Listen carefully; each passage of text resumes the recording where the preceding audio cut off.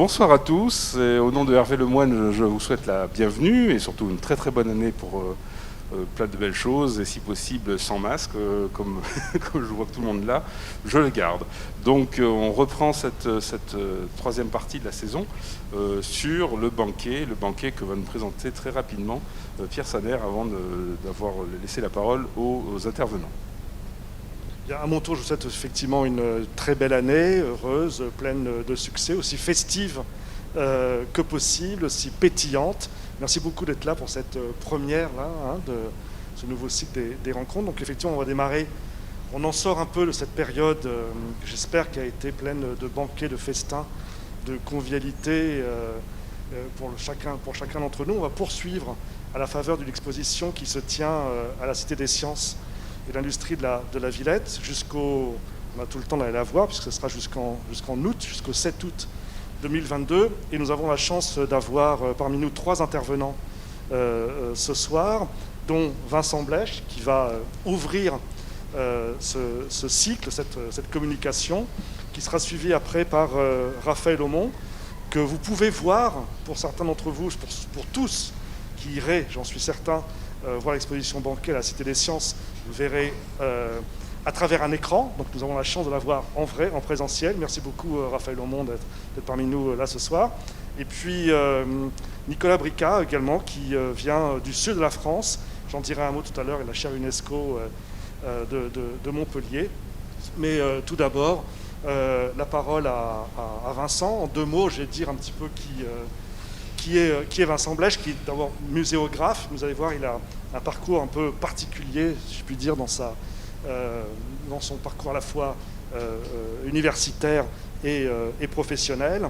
Donc vous concevez des expositions. Vous êtes un doctorat et un post-doc en physique de la matière. Finalement, la physique de la matière, c'est aussi un petit peu de gastronomie. Voilà, c'est un peu des textures. Et je pense qu'on en reparlera avec Raphaël Aumont par la suite. Et puis après, vous avez aussi travaillé à Tokyo. Alors, j'ose pas donner le nom exact du musée dans lequel vous avez travaillé, le Miraikan, en tant que référent scientifique des expositions. Vous avez donc produit des événements scientifiques, précise-t-il, dans la petite bio qui m'a gentiment fait passer, de dégustation de saké. Donc là, ça nous rapproche un peu de notre sujet, mais également de Beaujolais nouveau, comme quoi on peut faire le lien entre l'Empire du Soleil Levant et nos contrées, nos terroirs français, de fromage et aussi de bière belge, puisqu'après tout, on est européen. La Cité des Sciences, donc vous participez à de nombreuses expositions, ça qui s'appelait Gaulois, notre chiens et chats, informatique, bio-inspiration, et là, en ce moment, comme je le dis et précise à nouveau, vous êtes l'un des commissaires ou co-commissaire de l'exposition Banquet. À travers la première communication là, ce soir, on va se poser la question, je pense, comment exposer, puisque vous le savez, derrière le banquet, il y a cette notion de repas à plusieurs, et repas qui a été inscrit à l'UNESCO il y a plus de 10 ans désormais, et qui fait partie aussi de ce patrimoine culturel immatériel. Donc comment expose-t-on l'immatériel? Comment rendons-nous l'intangible tangible? C'est peut-être un des points qui va être présenté par Vincent Blèche pour présenter cette exposition, et comment proposer aussi une expérience de visite. Donc pour ceux d'entre vous qui n'ont pas pu aller encore à cette exposition, je pense que nous allons avoir un avant-goût, une mise en bouche de ce qu'est cette exposition banquet à la Cité des Sciences. Vincent, on te laisse le micro et à tout à l'heure. Voilà. Merci Pierre, bonsoir à toutes et à tous. Pour commencer, je tiens à remercier donc la MFPCA et la Manufacture des Gobelins de nous avoir invités donc, pour participer à ces rencontres des Gobelins. Donc on va discuter autour de l'exposition Banquet qui se tient actuellement à la Cité des Sciences et de l'Industrie depuis le 16 novembre et jusqu'au 7 août 2022. Alors, le 16 novembre, c'est une date qui n'est pas tout à fait anodine. C'est la date anniversaire de l'enregistrement du repas gastronomique des Français en tant que patrimoine culturel immatériel de l'humanité à l'UNESCO. Est-ce que ça va ou je la refais? Donc, repas gastronomique des Français, patrimoine culturel immatériel. Donc, quelle est l'essence finalement de ce patrimoine? Je reprends un peu les textes. C'est une pratique sociale et festive. Au-delà des recettes et de la haute cuisine, il s'agit d'un art quotidien du bien manger, du bien boire. Il se définit notamment par ses rituels, tels que la recherche des bons produits, le savoir-faire culinaire, l'esthétique de la table, l'ordre de service, les mariages aromatiques et autres. Et également par sa pratique. À table, les Français partagent le plaisir du bon goût. Ils prennent le temps d'être ensemble et célèbrent les produits que leur offre la nature. Donc tout ça paraît un peu évident finalement, mais une fois formalisé de cette façon, il devient patrimoine culturel immatériel, qui n'est pas uniquement réservé à la France évidemment. Alors le banquet fait partie du repas gastronomique des Français, c'est une forme de repas gastronomique, et je voulais commencer par vous demander selon vous ce qui en fait la particularité, c'est-à-dire qu'est-ce qui distingue le banquet, le sujet sur lequel on a commencé à réfléchir il y a 2 ans, du repas quotidien ou du repas gastronomique des Français, selon vous. Le nombre de convives, la qualité des plats, des mets, le service, la présentation. C'est pas du quotidien, ça sort de l'ordinaire, hein. C'est un repas d'exception. Bon, voilà, on a dit un certain nombre de choses. Il y a la fête également, il y a le soin, hein, on a parlé de la présentation, le soin de l'espace aussi. Voilà, si je fais un petit nuage de mots clés, il y a également l'organisation. Il ne faut pas oublier côté cuisine et préparation, hein. C'est extrêmement important. Quand on ne fait appel à des professionnels, c'est une véritable brigade qui s'organise dans le temps et dans l'espace, gérer, synchroniser en fait X services. La convivialité, bien sûr, la fête, c'est un repas d'exception, c'est soigné, le dressage, la célébration, hein, c'est une occasion particulière qu'on célèbre. En plus petit, mais néanmoins très important, alors vous ne voyez pas mon curseur, mais on voit les règles, et de l'autre côté les transgressions, on en reparlera sûrement tout à l'heure. C'est un repas formel, le banquet. Voilà, donc ça fait partie du patrimoine culturel immatériel. Donc on arrive à notre question, comment exposer le patrimoine culturel immatériel, en l'occurrence le banquet.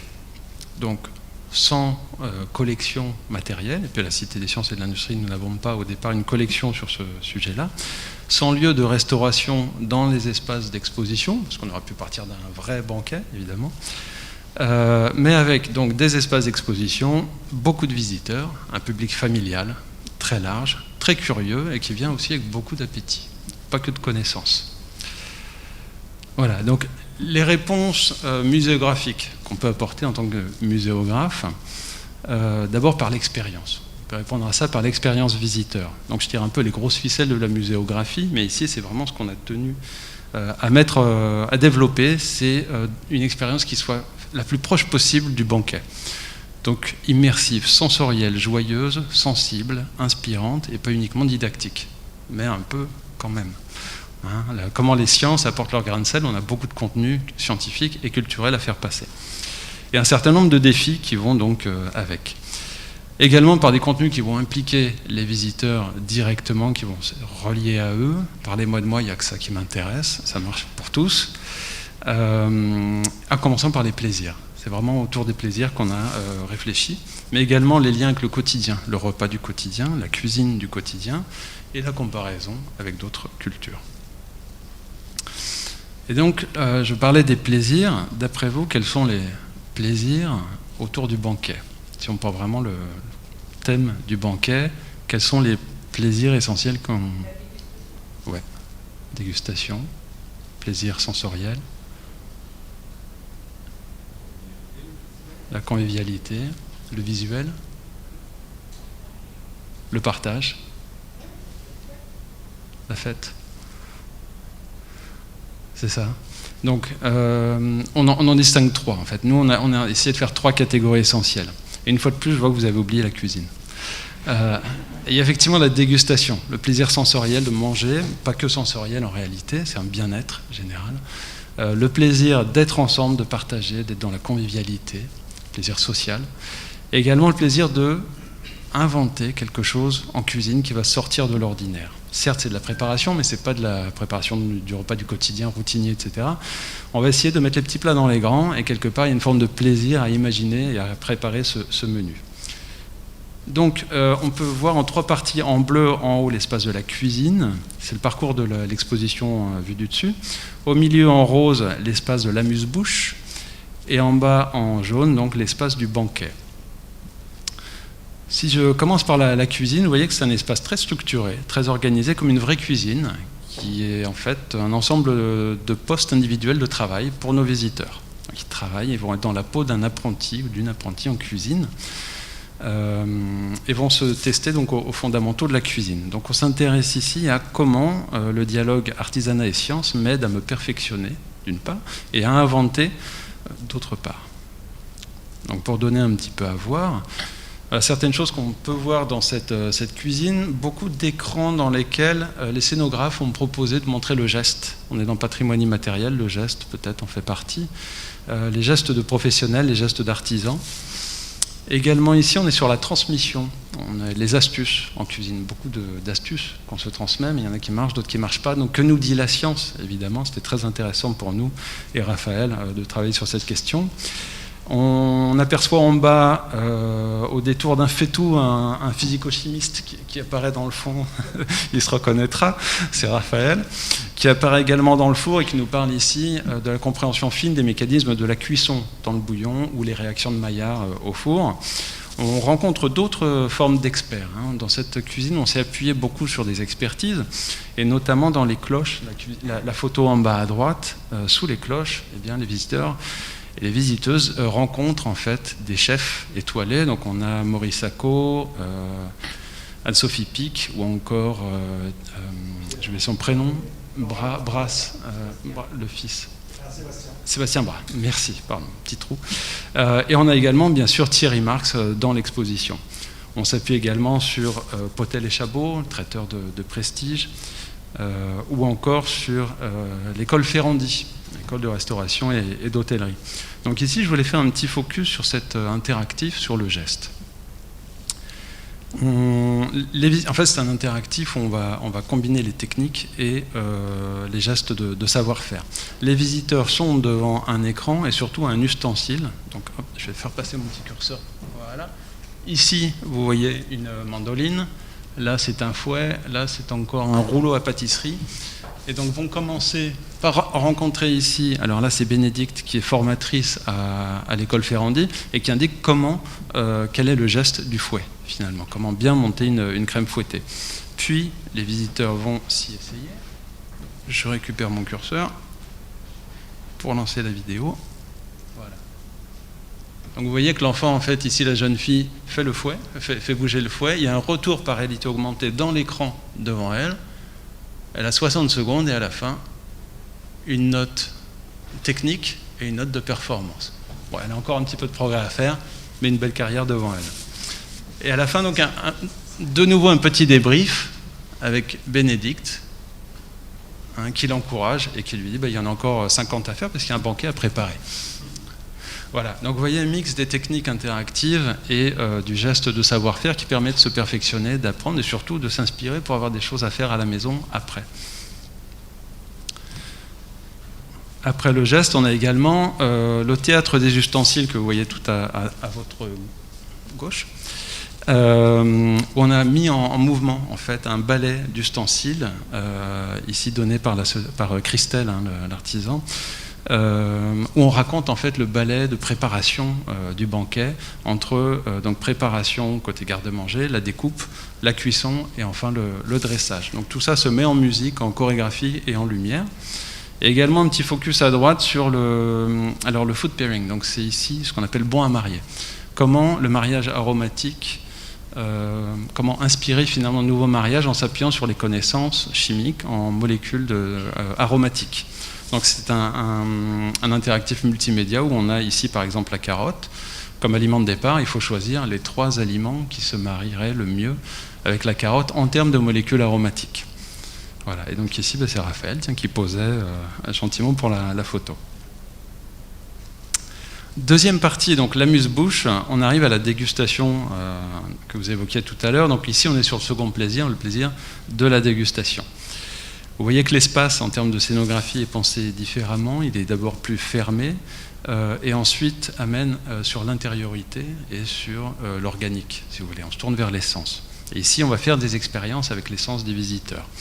Donc on se pose la question comment l'expérience sensorielle m'aide à devenir gourmet, ou du moins plus attentif à mes sensations gustatives. Donc on va parler dégustation, olfaction, rétro-olfaction, c'est encore plus drôle à l'envers, et texture notamment. Voilà. Donc il s'agit de rendre tous ces plaisirs tangibles. Vous voyez, donc ça amène une diversité de postures intéressantes. Les visiteurs sont un peu dans tous les sens. Test ici, par exemple, en bas, quand vous chelonnez la rétro-olfaction à partir d'une graine de coriandre, et découvre la différence entre la perception sur la langue, en bouche en tout cas, donc les saveurs, et la perception dans le nez, les arômes, par rétro-olfaction. C'est quand on est enrhumé, en fait, on ne sent plus les arômes, c'est ce même effet qu'on teste ici. Également des jeux d'odeurs de produits fermentés. On écoute des bruits de texture et on regarde un film sur les produits fermentés les plus écœurants qui existent, mais ultra culturels, puisque très travaillés. Un petit focus ici sur la dégustation. Pour nous, c'était compliqué, vous imaginez, de faire manger dans l'exposition les visiteurs, sachant qu'on peut avoir jusqu'à, si tout va bien, peut-être 250 000 visiteurs sur 10 mois. Donc, on a travaillé ici sur un système de distribution et de production, donc avec Mademoiselle Dessert, ici, sur des madeleines colorées et aromatisées. Donc, entièrement naturelles, indice glycémique bas, enfin, elles ont toutes les qualités, mais surtout, elles servent à tromper nos visiteurs. Ils vont faire une expérience de dégustation influencée par la couleur. Donc, ils prennent une madeleine noire ou verte ou rose, puis ici, sur un petit écran qui est un assistant interactif, on déclarait l'arôme perçu. On leur propose 10 réponses. Chocolat, fraise, pistache, etc. Et ensuite, ils voient les statistiques, d'abord la bonne réponse, et puis les statistiques des autres réponses. Et on voit que par exemple, la madeleine verte qui est à l'abricot, il n'y a que 22% de bonnes réponses, et que beaucoup de gens vont répondre amande ou pistache. Voilà, donc influence de la couleur qui nous permet de décorréler finalement nos différents modes de perception et voir que la couleur fait partie du goût.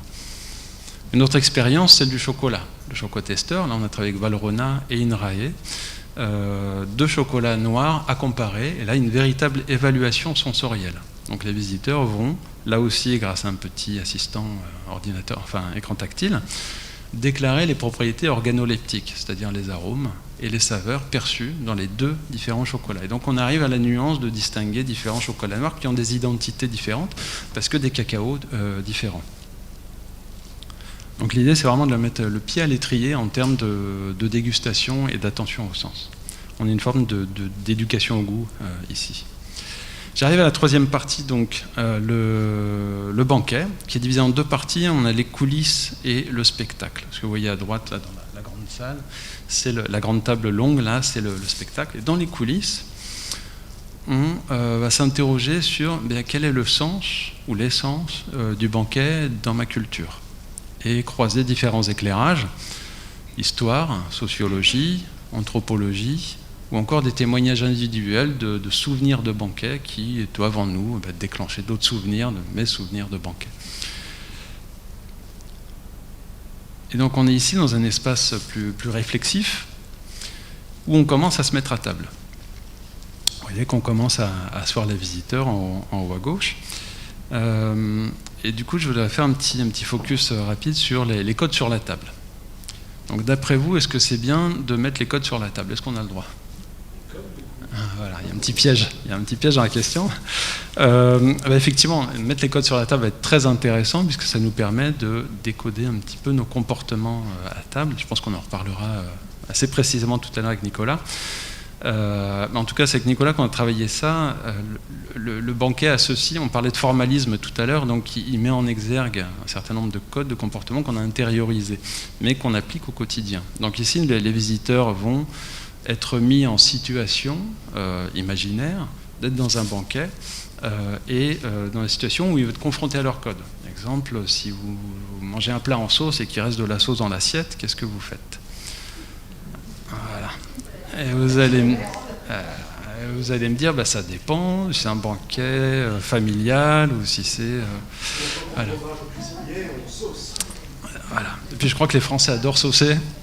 C'est comme le couvercle du yaourt, c'est plus fort que nous. Donc voilà, et pareil, là c'est de la recherche participative, comme le Choco-Testeur avec INRAE, ici avec le CIRAD. C'est-à-dire que les réponses des visiteurs sont conservées et servent ensuite à alimenter les projets de recherche.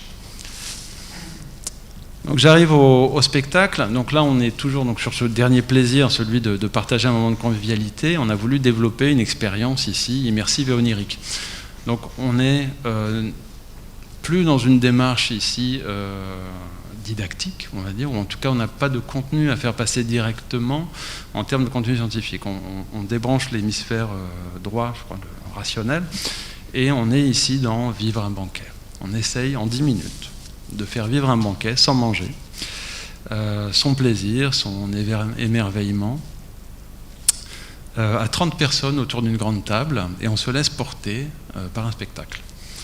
Donc c'est une fantasmagorie multisensorielle autour d'un menu imaginé par Raphaël Aumont et Thierry Marx en 5 étapes et qui a été mise en spectacle, donc en images. On en prend plein les yeux, en son et également en odeur. Donc on a développé les odeurs qui illustrent les différents menus en travaillant avec les parfumeurs et les aromaticiens de Mann, la société Mann Fils, pour illustrer de manière un peu évocatrice plutôt que trop premier degré les différents plats. Donc il y a 4 odeurs qui accompagnent le menu. Voilà, et donc la présence également, je ne sais pas si on voit ici, du service. Sur la grande photo, on voit tout autour des gens qui mettent la table, des serveurs, des serveuses. La main également dans l'assiette, dans l'image du milieu, qui vient mettre un petit zeste pour finir une recette et déclencher une effervescence. La présence également donc des différents canaux sensoriels, et tout ça contribue finalement à une sorte de collage cognitif, si vous voulez, qui fait qu'en sortant on a l'impression d'avoir vécu une expérience de banquet. On espère par là, et notamment par les odeurs, réveiller aussi l'émotion, les plaisirs, les surprises, et on voit qu'effectivement les gens réagissent énormément aux odeurs. On voit la photo en bas à droite, par exemple, la dame qui est en train de se baisser. Systématiquement les gens, j'ai senti quelque chose, et pof, ils vont se rapprocher de la source d'odeur pour mieux en profiter. Voilà. Donc, juste pour conclure rapidement, exposer l'immatériel, donc l'expérience de visite, c'est un peu ce que j'ai dit tout à l'heure, je ne vais pas le redire, mais avoir les visiteurs actifs, convives, puis gourmets, commis, puis gourmets, puis convives, l'effet du multisensoriel qui déclenche vraiment les émotions, en tout cas qui n'est jamais indifférent, qui amène les gens à communiquer beaucoup entre eux sur leurs impressions interindividuelles. L'immersion par la scénographie, le spectacle, la sensorialité, l'implication du corps, bien sûr, qui contribuent à cette expérience. Les contenus, on l'a vu, qui se rapportent directement aux gens. Et en fin de compte, un public familial. Alors, on n'a pas encore d'études de public, donc je n'ai pas de retour analytique à vous apporter maintenant. On en fera pendant les vacances de février et de Pâques. Mais ce qu'on voit comme ça, informellement, c'est d'abord un public très divers, notamment, alors très familial, notamment des jeunes adultes, les 15-30 ans, qu'on ne voit pas forcément souvent parce qu'ils venaient jeunes et puis ils reviennent avec leurs enfants. Mais entre 15 et 30, finalement, on a une petite perte. Et ici, sans doute ceux qui regardent les émissions à la télé, de Top Chef, etc., qui sont impliqués, qui sont très présents. Et qui sont très réceptifs au contenu scientifique aussi. De par l'expérience, il y a plus d'attention finalement au contenu, parce qu'on parle de choses qui vont les concerner, qui vont les inspirer pour après chez eux. Et informellement, on voit aussi effectivement beaucoup de sourires. Les gens sortent avec des étincelles dans les yeux et des étoiles dans les yeux. Voilà.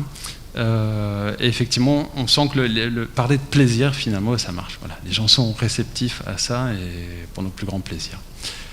Voilà, je vous remercie de votre attention.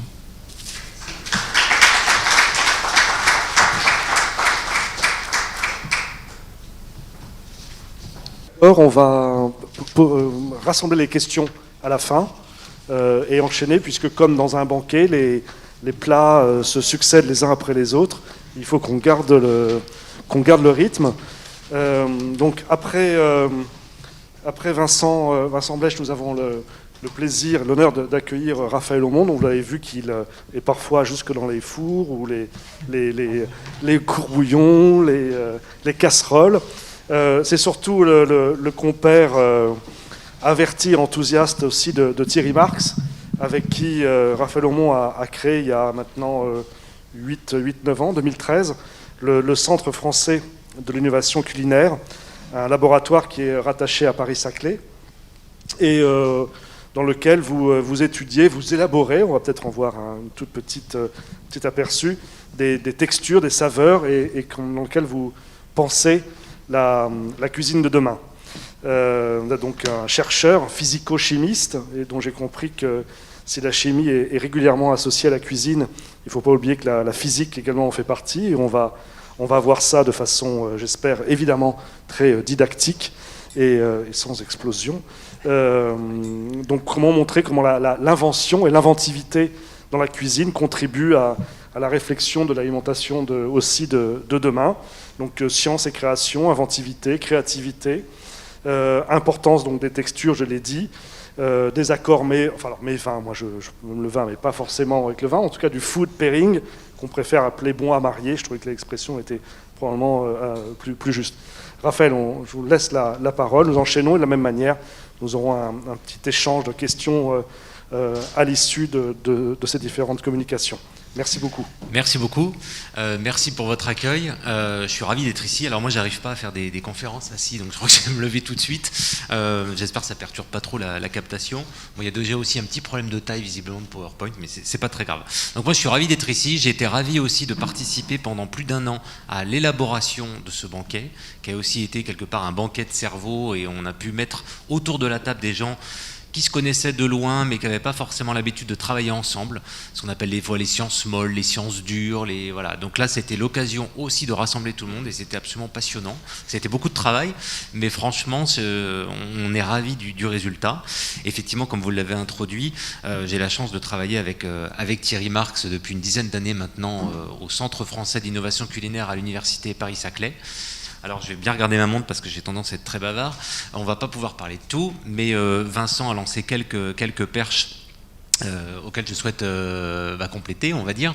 D'abord, on est étiqueté, donc on est porteur d'une chaire universitaire cuisine du futur. Et le banquet, il y avait 2 aspects là-dedans, c'est-à-dire cuisine dite moléculaire. Vous avez peut-être des questions vous aussi sur dire tiens, c'est un scientifique, qu'est-ce que vient faire la science dans la cuisine? Est-ce que c'est pour expliquer? Est-ce que c'est pour révéler des tours de magie et donc perdre le côté créatif? C'est des questions qui sont complètement légitimes et auxquelles on peut répondre évidemment, mais surtout la science, c'est ce que je vais essayer de vous démontrer rapidement, c'est une source de créativité, c'est-à-dire c'est un outil comme un autre pour un cuisinier pour se dire tiens, on parlait des associations de saveurs et je vais en reparler un petit peu, j'ai décidé de faire un focus là-dessus, de se dire finalement c'est un outil, je le prends pas, mais ça existe, comme il y a l'imprimante 3D et comme il y a plein d'autres choses qui arrivent en ce moment en cuisine, et c'est des outils formidables pour la créativité. Parce que sinon, le cuisinier, il travaille, et il cuisine encore avec justement des astuces, et on m'a dit qu'il faut mettre la pincée de sel ou la pincée de machin, et puis il faut tourner en 8, et puis il paraît que... Et alors il paraît, c'est la grand-mère, c'est le machin, c'est le voisin, c'est le chef à la télé qui a un col bleu, blanc, rouge, mais qui a vérifié vraiment ces dires-là? Et des fois, c'est vraiment des boulets, parce qu'on se dit, pas les chefs, mais on a des boulets au pied en se disant, mais je peux pas avancer, je peux pas créer si on me fait croire que la mayonnaise, c'est forcément avec du jaune d'œuf. On peut faire des textures de mayonnaise, ça s'appelle pas mayonnaise au sens rigoureux, mais on peut très bien faire mousser ou émulsionner, par exemple, un jus d'échalote, un jus d'ail. Il y a aussi des tensioactifs, il y a de l'eau, il y a de l'huile, et tout ça, ça peut très bien fonctionner. Et on aura une texture qui sera merveilleuse, sans jaune d'œuf. Et ça peut répondre à plein de problématiques actuelles, le véganisme, le machin, voilà, qu'on y croit ou qu'on n'y croit pas, mais on peut répondre à des attentes. Et c'est ça aussi, dans le banquet, il faut que tout le monde puisse s'y retrouver, il y a un vrai partage collectif. Alors, donc, on aime bien citer cette phrase d'Escoffier pour parler un peu cuisine moléculaire, parce qu'on nous dit, alors c'est quoi la cuisine moléculaire? La cuisine moléculaire, pour moi, c'est simplement... d'abord, ça ne devrait pas exister comme mot, parce que tout est moléculaire. Quand vous faites une blanquette de veau, un agneau de 7 heures, même du thé, vous mettez un sachet de thé dans de l'eau, et vous faites des histoires d'infusion, de décoction, de fermentation, d'oxydation, c'est extrêmement compliqué, et il y a des tas de réactions physico-chimiques. Vous coupez une pomme, ça y est, il y a déjà des oxydations, etc. Et une cuisson de 7 heures, c'est du collagène. Vous voyez, on peut mettre des termes scientifiques derrière tous les termes de cuisine.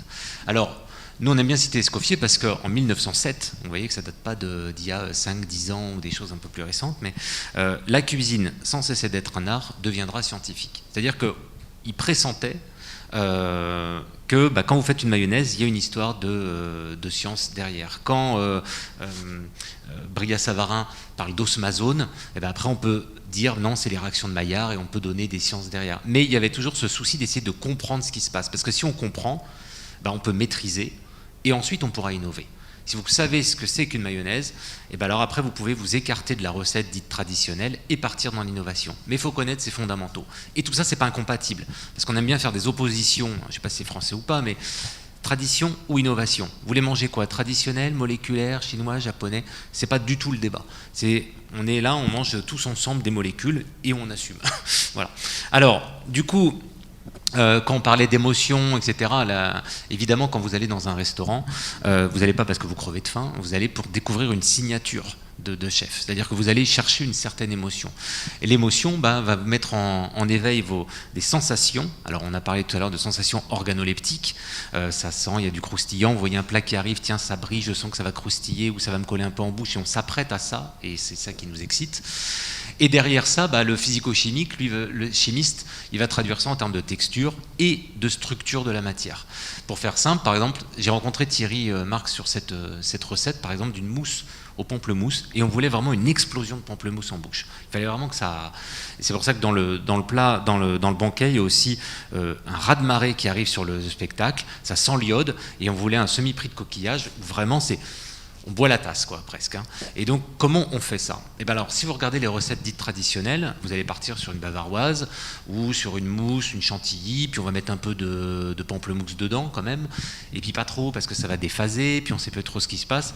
Et là, on s'est dit, stop, revenons aux fondamentaux. C'est quoi une mousse? Une mousse, c'est une dispersion de gaz dans un liquide. Ce liquide, il faut que ce soit un jus de pamplemousse très concentré. Aujourd'hui, on s'est cryo-concentré, concentré par le froid, les saveurs. Et donc, on peut prendre des injecteurs de gaz, on n'est plus obligé de prendre du blanc d'œuf pour faire mousser. Vous voyez, c'est décortiquer un petit peu comme ça la science de la cuisine pour aller un peu plus loin. Et ça, c'est comme une mousse de bain, 99,5% de jus de pamplemousse. Pas de blanc d'œuf, pas de cuisson, pas de farine, pas de beurre, pas de sucre, c'est pamplemousse en bouche. Voilà. Mais c'est juste la technique. Quand Vincent parlait de physique, vous-même d'ailleurs en introduction, vous parliez aussi de physique au service de la cuisine. Ça qui nous intéresse, c'est les nouveaux injecteurs, les nouveaux fours, les nouvelles centrifugations. Donc on montre tout ça aussi au sein de l'exposition pour montrer que l'outil et les outils de demain sont au service de nouvelles émotions. Et c'est pas incompatible. Alors il faut que j'aille plus vite. Mais un banquet auquel on a beaucoup travaillé, et c'est ça qui était intéressant, c'est le banquet de Thomas Pesquet, parce qu'on parle des mariages, on parle des cérémonies, des baptêmes, tout ça, ou Noël encore dernièrement, mais dans l'ISS, 5 ou 8 astronautes qui sont enfermés dans 8 mètres cubes d'air, je caricature un petit peu, eh bien ils ont besoin de ce lien social, donc on appelle ça de la comfort food, donc c'est des plats qui sont faits exprès pour eux à certaines occasions, où c'est le lien social qui est là, justement parce que aussi on peut avoir le cafard, on peut repenser à sa Normandie, etc. Quand on est loin, quand on voit 16 fois le lever et le coucher du soleil par jour, il peut devenir dingue. Et la nourriture est là pour servir de fil conducteur et rassurer les choses aussi et partager. Parce qu'il y a le japonais qui parle qui raconte son histoire avec le russe, enfin ça dépend à chaque fois évidemment de chaque mission. Donc on a eu la chance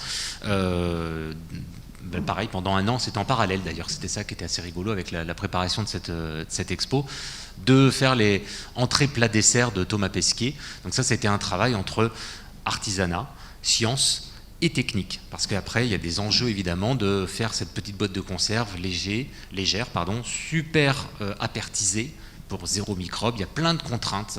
Enfin là, on pourrait parler pendant 1 heure de tout ce travail-là. Mais voilà aussi ce qu'on fait au laboratoire. C'est-à-dire, c'est pas cuisine moléculaire, et ça c'était une grande discussion qu'on a eue tous ensemble, qu'on a fait le banquet. On s'est dit, ok, mais qu'est-ce que vous allez proposer comme recette? Parce que si c'est trop élitiste, si c'est trop perché, si c'est trop pointu, on va perdre la moitié des gens, et ce qui est complètement normal. Et nous, on s'est dit, justement, le vrai challenge, c'est de revenir sur des fondamentaux. Donc on a parlé dans l'expo, on parle de l'œuf, du chocolat, on parle de coquillage, d'une tomate. Donc vous voyez, des choses très simples, mais comment on peut encore émouvoir avec un œuf dur par exemple? Voilà un vrai challenge. Comment on peut émouvoir, parce qu'on parle des fois, tiens, j'ai pas trop d'argent, c'est pas la peine d'acheter du caviar pour faire plaisir à des gens. Bien cuire un œuf, c'est un vrai challenge. Tout à l'heure, vous parliez de Top Chef, Master Chef, etc., les défis de cuisine. Moi, je leur dis à chaque fois, je dis, vous en êtes à la 15e émission, je sais pas quoi, 15e année, qu'est-ce qu'on va faire aux candidats? Mais faites un œuf dur, un œuf mollet, par exemple, bien cuit, ou alors un œuf mimosa. Mais un jaune parfait, bien centré, pas de contour verdâtre, pas sableux, une belle mayonnaise. Et ben il y a plein de techniques là-dedans. Et pourtant, c'est cuire des protéines. Vous voyez, il y a des chefs 3 étoiles qui mettent une langoustine et puis ils mettent un brin de caviar dessus. Il y a quasiment 0 geste. Par contre, c'est un très bon choix de produits. Il y a des très belles assiettes, etc. Mais émouvoir avec des sardines à l'huile ou un œuf dur, j'assure que je pense qu'il y a plus de défis en termes de cuisine. Voilà, bon, ça c'est un avis personnel, mais voilà, donc on a pris ce défi-là dans le banquet, d'émouvoir avec un œuf, des choses très très simples, et du coup on pose des questions aussi aux gens, et là j'ai pas le temps je peux en poser une quand même. Est-ce que vous démarrez vos œufs par exemple à l'eau froide, à l'eau chaude? Est-ce que vous mettez du sel? Comment vous faites des œufs durs? Tout le monde démarre à l'eau froide? Ah non, d'accord. Vous mettez du sel dans la... Jamais? Personne ici. Ok. Vinaigre? Pour éviter que ça casse ou... D'accord. Combien de temps de cuisson? 8, 10. Et...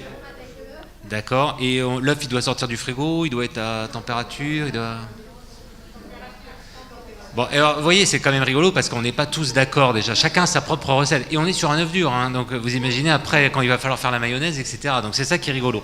Mais c'est bien, c'est-à-dire on se pose des questions, et c'est ça qu'on a voulu mettre dans cette expo. Posons-nous des questions. Soit on lit une recette, petit 1, petit 2, petit 3, alors c'est le comment des choses. Bon. Et après on se dit, mais pourquoi on me demande de faire ça? Pourquoi il faut laisser fermenter? Pourquoi il faut reposer? Et pourquoi il sortirait du frigo cet œuf? Est-ce que ça ferait... Donc voilà, sans se dire, oh là là, putain, il va falloir faire des équations maintenant pour faire une mayonnaise, mais se dire, ben, on va essayer de comprendre un peu plus les choses. Alors on y reviendra juste après. Alors on parlait des associations de saveurs. Donc on a fait plusieurs focus comme ça dans l'expo. Il y a les textures, les cuissons, les choses comme ça, associées différemment. Donc si je vous dis mangue, fruit de la passion, bah, vous avez quelques exemples ici, poire chocolat, fraise framboise, le macaron disparant Pierre Hermé, rose framboise litchi, tout ça, ça fonctionne. Un peu plus farfelu, moi, comme je trouve, mais ça vous ferait pas peur, pruneau lardon ou bacon pruneau, vous dites oui, j'en ai mangé encore à l'apéro, vous dites attendez, charcuterie tiède avec un pruneau sucré, c'est quoi le rapport là? Mais ça a fait preuve, ça marche. Alors pourquoi ça marche? Je vous le fais très court, mais quand vous mangez par exemple poire chocolat ou fraise framboise litchi ou justement pruneau bacon, ben, sans le savoir, vous mangez des molécules communes entre ces produits. Quand vous mangez une fraise ou quand vous buvez un café, vous consommez à peu près 400 molécules aromatiques. Et vous avez des récepteurs, alors pas forcément pour les 400, mais il y a des signaux. Et donc quand on analyse, par exemple, prendre la cannelle, on peut faire une analyse chimique des arômes présents dans la cannelle, les molécules sapides.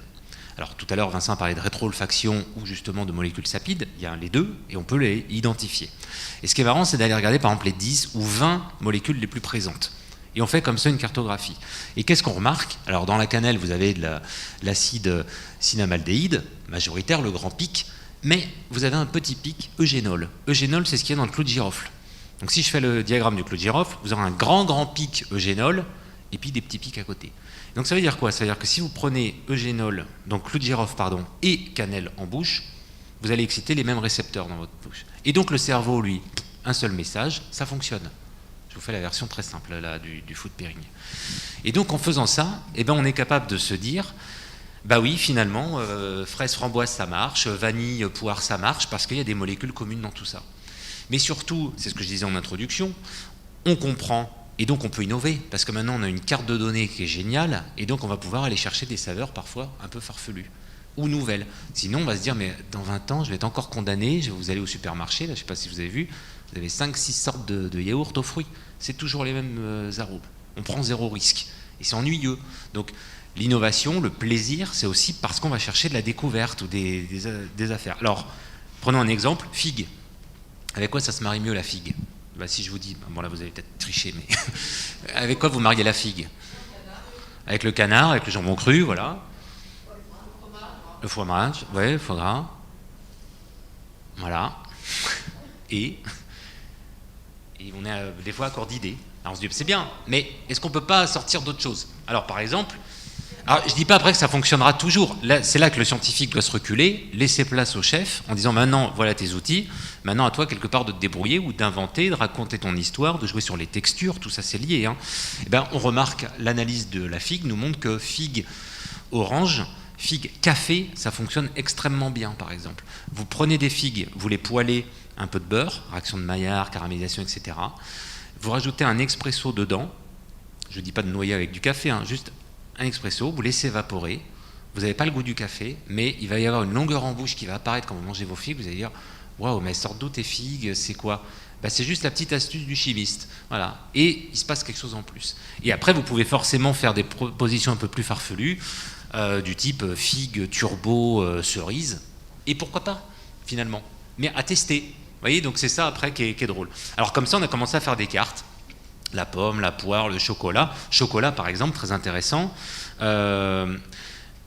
Chocolat, vous avez chocolat menthe, ça marche, mais chocolat concombre, ça marche encore mieux. Au moins sur le papier. Parce que l'iode, le côté vert et chlorophylle du concombre, contrebalance les notes grasses. Et ça permet de découvrir les notes volatiles du chocolat, alors que d'habitude le chocolat on l'associe à des trucs un peu lourds d'hiver, des épices, de la crème et des choses comme ça. Et partez sur le côté menthe chlorophylle et là d'un coup il se passe quelque chose sur la rétro-olfaction.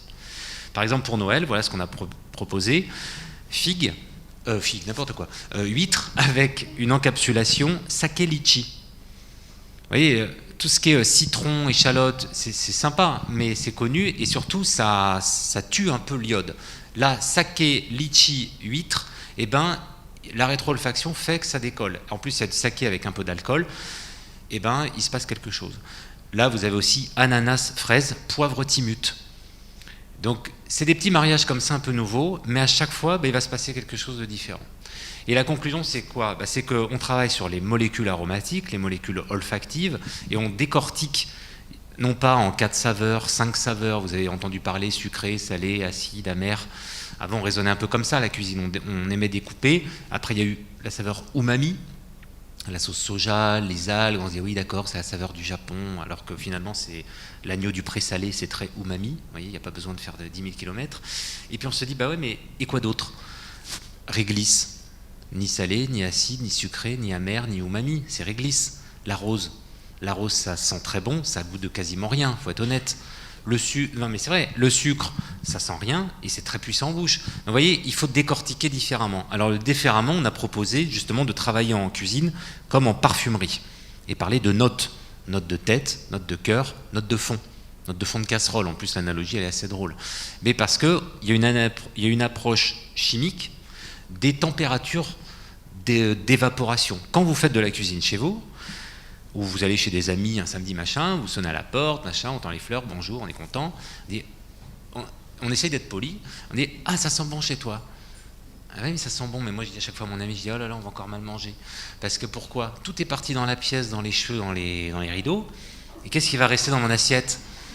Les molécules qui ne voulaient pas s'envoler, les molécules bien lourdes, les cycles benzéniques, les machins comme ça. Alors c'est dommage parce que toutes les notes volatiles, fragiles, subtiles, elles sont parties. Ça sent bon, mais elles ne seront jamais dans mon assiette. Vous voyez, cette frustration. Alors il ne faut pas que ça sente trop bon dans les cuisines, en fait, c'est ça le truc. Donc c'est comme un parfum. Et donc si on raisonne comme un parfum, du coup on va pouvoir avoir une approche comme en parfumerie culinaire. Ça veut dire quoi? Ça veut dire qu'un bouquet garni, vous savez, on met souvent le morceau de poireau, la feuille de laurier et le persil, un coup de ficelle et plouf dans le bouillon. Et en fait, il faudrait faire en 3 phases. Le laurier et le thym d'abord, parce que ce sont des molécules comme la vanille qui tiennent à 280 degrés. Donc, c'est-à-dire que plus vous chauffez, plus elles vont libérer leur saveur.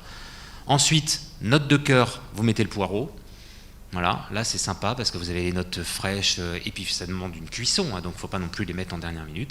Et à la fin, vous mettez persil, coriandre, aneth, herbes fraîches, feu coupé. C'est-à-dire à 60 degrés, ça part dans la pièce. Vous voyez, donc c'est cette approche qui peut être intéressante. Et donc on travaille au laboratoire pour travailler sur la cuisine, la casserole de demain, un couvercle, et on va récupérer les notes, on va récupérer les saveurs, on va presque distiller chez soi pas de l'alcool, mais de la coriandre et des choses comme ça sympathiques. Donc voilà une approche plus scientifique, mais on espère non pas pour faire des équations, mais pour se dire c'est pour donner plus d'émotion ou un vrai goût. Vous voulez de la carotte, vous voulez transformer la texture carotte, parce qu'on ne mange pas forcément une carotte crue, mais on va conserver la fraîcheur de la carotte crue. Voilà, c'est un peu cette approche. Et c'est pour ça que je termine dans un bouillon, voilà, pour expliquer tout ça, donc dans une vidéo assez sympa. Alors, nouvelle technique, là je vais être obligé d'aller très vite, hélas. Je parlais de l'œuf tout à l'heure. Bien cuire un œuf, c'est très technique, et on montre aussi, on a fait des tests, alors laborantin, laborieux, ça c'est la même racine, ça veut dire qu'il faut faire essai, erreur. Donc voilà par exemple un travail qui sort du laboratoire, où on en est encore sur un œuf, et on cuit à différentes températures, à différents temps, enfin durée de cuisson, et on regarde, on analyse. Et du coup, on fait ce qu'on appelle les compromis-temps température. Est-ce que c'est pareil, pas pareil? Donc dans l'expo banquet, vous avez un simulateur de cuisson d'œuf. Vous dites, tiens, moi je veux un œuf mollet, 65 degrés, puis je vais mettre 6 minutes, puis on verra. Et là, on verra, vous aurez le résultat. On va dire, tiens, peut-être mieux cuit, peut-être moins cuit. Et après, quelque part, un chef, lui, il s'en fiche de tous ces tableaux de valeur. Il dit, tiens, moi, ce qui m'intéresse, c'est cet œuf-là, 3e case en haut à gauche. Moi, je veux cette texture, comment je fais? C'était 8 minutes à 85 degrés. Vous voyez, et ça fait un œuf mollet qui est génial. Alors que l'œuf, vous savez, les œufs dans les petits déjeuners, là, 3 minutes à 100 degrés, on a souvent la règle des 3, 6, 9. Le 3 minutes à 100 degrés, il y a une partie du blanc d'œuf qui est cuite et une partie qui reste très visqueuse qui n'est pas cuite. Parce que d'abord, il n'y a pas un blanc d'œuf, mais il y a 2 blancs d'œufs. Voilà ce que nous apprend aussi de décortiquer cette cuisson. Il y a 2 phases de blanc. Et alors que si vous cuisez cet œuf pour les mouillettes, là, très sympa, à 85 degrés pendant 6 minutes, là, les 2 blancs d'œufs vont bien cuits et le jaune sera encore bien liquide. Voilà. Mais vous allez dans un hôtel, vous demandez un œuf coq à 85 degrés 6 minutes, ils vont vous dire, non mais attendez, mais je sors de l'expo banquet, voilà, j'ai appris un truc. Mais bon, voilà, c'est ça. Alors on centrifuge, enfin on fait tout un tas de techniques et de nouvelles techniques au service des émotions. Juste pour terminer, parce que je suis trop long, mais par exemple une tomate, vous savez, vous prenez une tomate, vous l'écrasez, vous faites un jus de tomate. Une couleur, une saveur, une texture, un peu poisseuse d'ailleurs parfois, un peu collante. Et vous dites, tiens, je vais la faire tourner à la moulinette, là, 4000 tours minute, dans une centrifugeuse de laboratoire. Et vous récupérez, comme vous le voyez ici, 3 phases. L'eau au milieu, un fruit c'est 95% d'eau à peu près, les fibres qui flottent et les pulpes qui coulent. 3 textures, 3 saveurs, 3 odeurs et 3 émotions. Et donc le chef, après, il peut s'accorder. Il peut, en bas, ça fait comme une laque, vous voyez le brillant. On a l'impression d'avoir comme une espèce de ketchup ou une sauce de tomate cuite, mais elle est crue. Hyper intéressant, comme une laque, comme ça vient juste déposer. Vous avez une fraîcheur, mais vous avez une texture de tomate cuite. L'eau de tomate, stupeur, transparente, incolore. Oui, le lycopène n'est pas soluble dans l'eau. Il est soluble dans les matières grasses. Si vous prenez une pizza, comment ça s'appelle des paprikas ou des poivrons, vous savez bien que très vite l'huile elle se colore, alors que l'eau finalement elle est peu colorée. C'est des molécules sensibles, non pas dans l'eau, mais qui vont plutôt se dissoudre dans les matières grasses. Et donc on obtient une eau qui est incolore.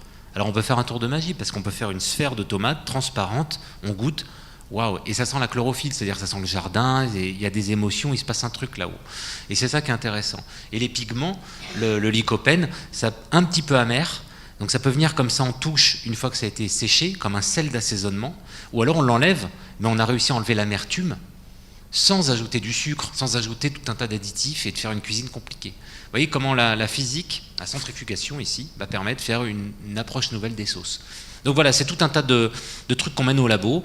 On a fait comme ça la tarte tatin liquide, la cryoconcentration, enfin on s'amuse. Et puis notre dernier jeu au labo, c'est des expansions sous vide. Ça m'amuse un peu. C'est faire le vide, c'est-à-dire faire l'anti-cocotte minute. On connaît la cocotte minute, vous montez en pression.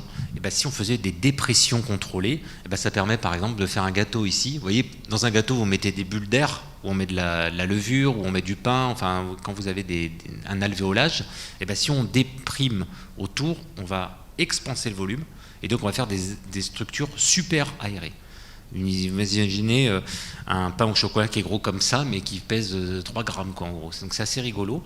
Et au-delà du rigolo, ça veut dire quoi? Nous, on s'amuse au labo, c'est rigolo. Mais après, derrière, il y a de nouvelles émotions. Parce que c'est archi croustillant, ça s'effondre comme ça devant. Enfin, c'est assez drôle. Voilà. Bon, j'ai pas le temps de parler de tout ça, tant pis, ce sera pour une prochaine fois. Je vous remercie pour votre attention et puis je répondrai tout à l'heure avec vos questions avec plaisir. Merci.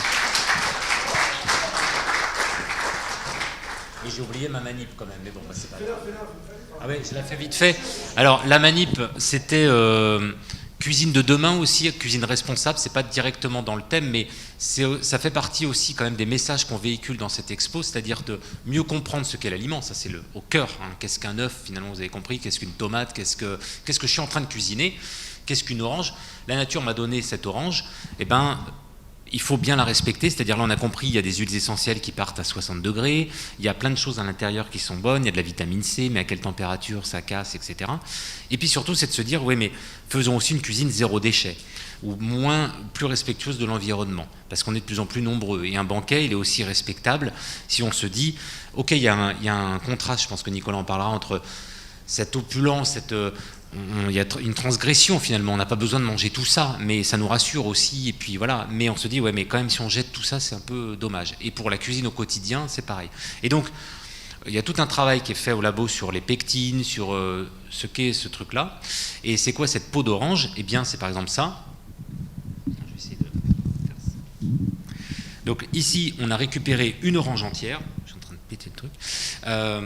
Et là, vous avez donc la peau de l'orange, les zestes et uniquement les parties blanches. On a fait exprès de ne pas mettre l'intérieur. On aurait pu, bien évidemment. Mais entre guillemets, c'est tout ce qu'on jetait, ça, à tort. Et donc là, on a chauffé ça dans cette fameuse casserole qui récupère les saveurs. Je vous ferai sentir, et ça sent extrêmement, ça sent bon, ça sent la fraîcheur de l'agrume. Et on va rajouter un petit peu d'eau riche en calcium. Donc vous voyez, c'est liquide au début. Ça a juste cuit dans de l'eau. Voilà, bon. Et si un chimiste ne fait pas de tour de magie, c'est pas un chimiste. Hein. On rajoute de l'eau riche en calcium. Alors le calcium, avec ses charges électriques, va pouvoir venir accrocher les pectines entre elles. Et voilà. Marmelade instantanée. Je mets ça en pot, je pasteurise ça, plouf, et ça veut dire quoi? Ça veut dire que je fais une confiture d'agrumes. Alors je peux bien sûr mettre toute l'orange finalement, si j'ai compris le truc. Zéro déchet, zéro sucre ajouté. Voilà aussi la cuisine de demain, hein. Manger mieux, manger moins, manger plus responsable. Donc voilà tout ce qu'on véhicule aussi dans cette cuisine du futur. C'est pas que de l'émotion, il y a aussi une dimension plaisir, bien-être et santé. Ça c'est Orchestrade, hein, c'est pas de moi. Mais vous voyez, c'est des messages aussi qu'on essaie de véhiculer et c'est des recherches qu'on mène toujours aussi au labo avec Thierry Marx. Voilà, bon, j'arrête par là. Merci beaucoup.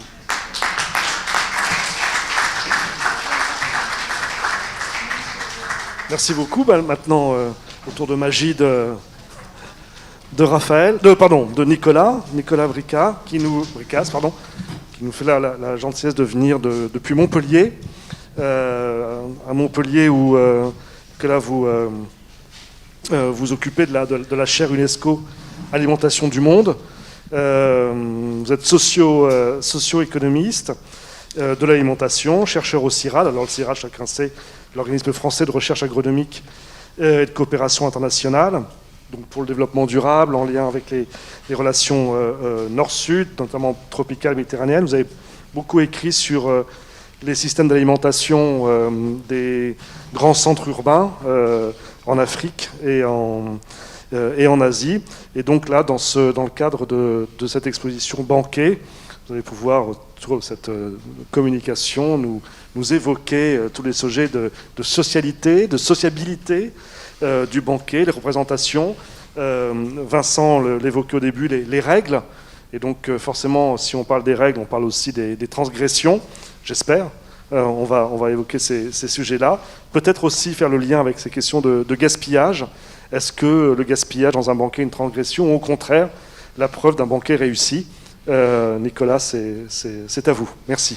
Merci beaucoup et merci aux organisateurs de ces rencontres de m'avoir proposé de me joindre à Vincent et Raphaël.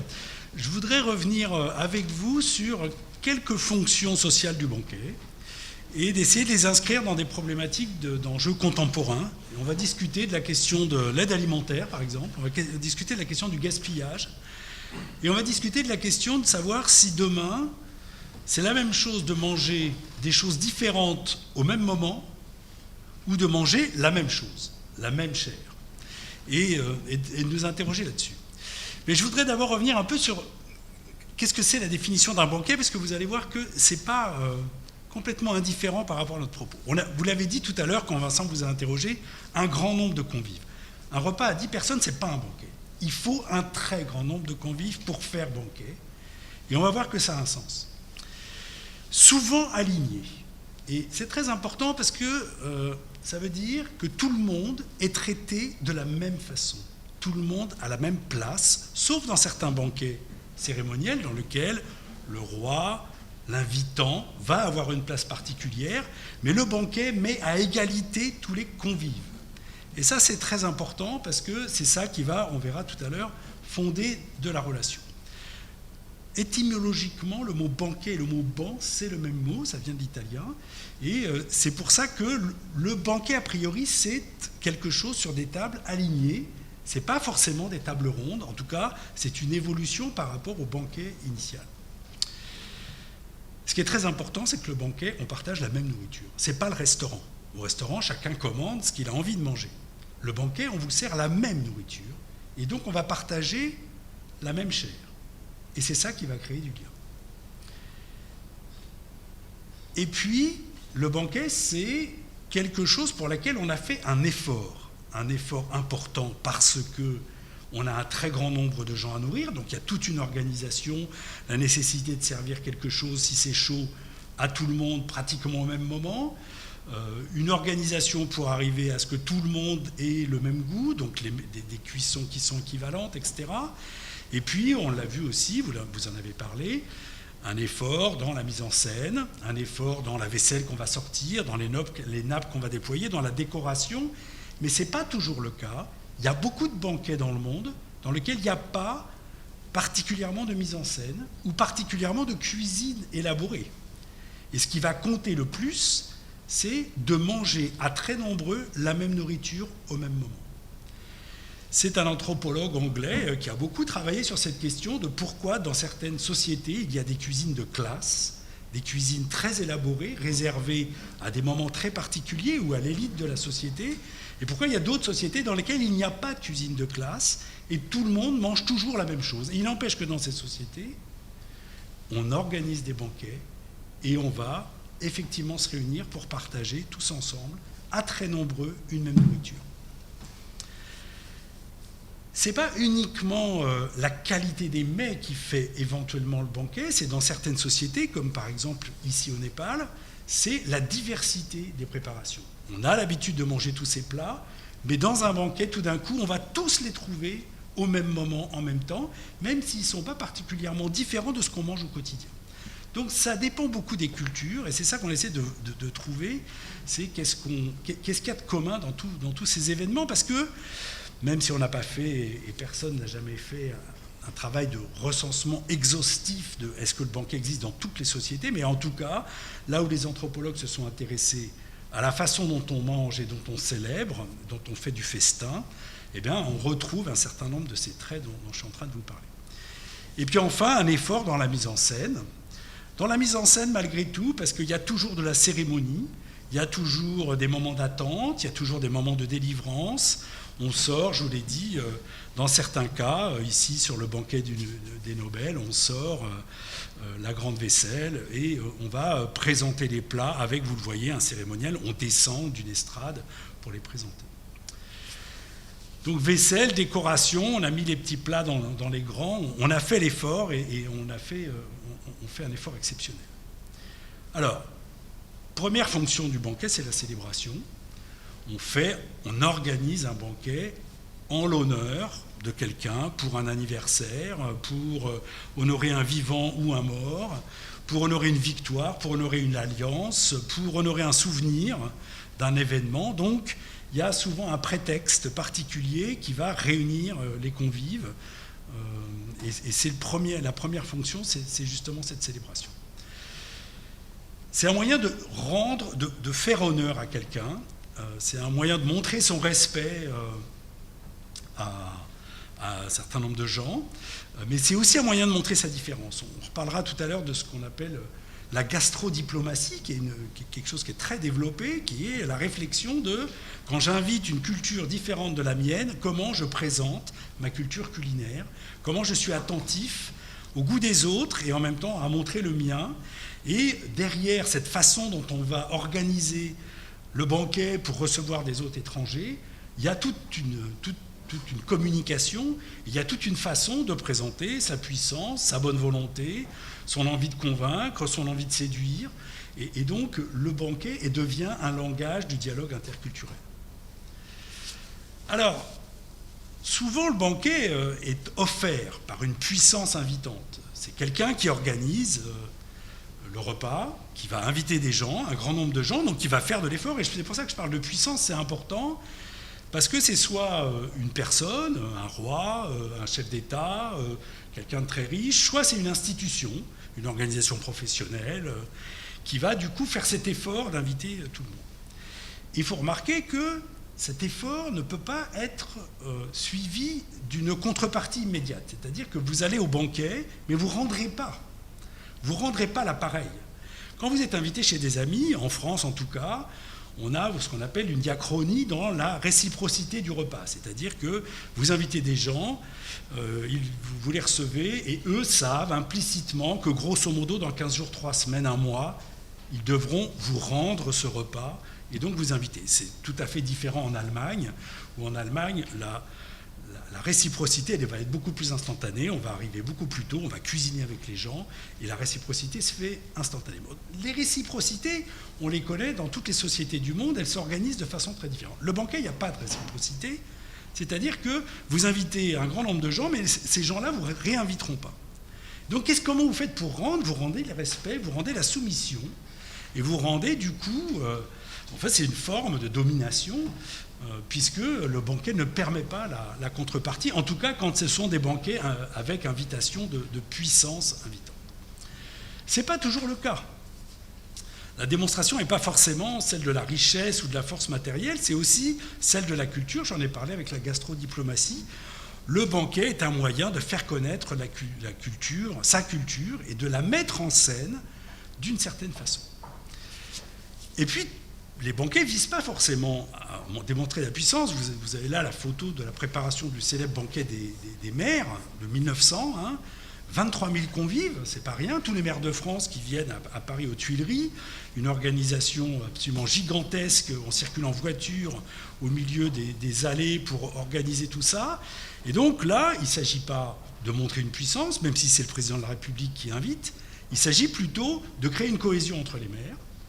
Et ça va être tous les banquets républicains, tous les banquets politiques, tous les banquets d'organisations professionnelles. Tous les ans, le congrès de je ne sais pas quelle profession va se réunir et va faire un banquet. Et c'est un moyen de souder les gens. C'est un moyen de construire du lien entre les convives, sans forcément penser à hiérarchie. Pourquoi on arrive à sceller les liens? Parce qu'on partage la même nourriture. Partager la même nourriture, ça veut dire incorporer la même chair, c'est se construire une relation, puisqu'on a tous, dans toutes les sociétés du monde, cette pensée magique qui est qu'on devient ce qu'on mange. Et donc, partager, vous connaissez le terme compagnon, le terme copain, ça veut dire partager le pain, et ça veut dire que ça crée un lien très très fort, qui n'est pas du tout le même que si vous partagez simplement le moment sans forcément partager la même nourriture. Et ça, c'est important parce qu'on a pas mal de gens qui ont travaillé sur les situations de grande précarité alimentaire où on va donner à manger des rebuts de la société, les invendus des supermarchés, ce que le commun des mortels qui a l'habitude de pouvoir manger correctement n'a pas voulu manger, donc les restes, les invendus, lutter contre le gaspillage en donnant de l'aide alimentaire. Et les enquêtes qui ont été faites auprès des gens à qui on donne ces surplus de la société de consommation le vivent tous extrêmement mal. En disant en fait que leur problème, c'est pas eux d'avoir une nourriture rien que pour les pauvres, c'est de pouvoir manger exactement la même chose que tout le monde. Et donc ça a complètement commencé à remettre en cause, quand on a commencé à se rendre compte de ça, cette idée que l'enjeu de la solidarité et de l'inclusion sociale, elle n'est pas de réserver à des gens pauvres une nourriture pour les pauvres, celle que les riches n'ont pas voulu manger, mais c'est bien de leur permettre de pouvoir manger comme tout le monde. Et c'est aujourd'hui un très gros débat, alors qu'il y a eu lieu beaucoup à l'international et qui vient aujourd'hui en France, qui est de repenser complètement les formes de solidarité alimentaire.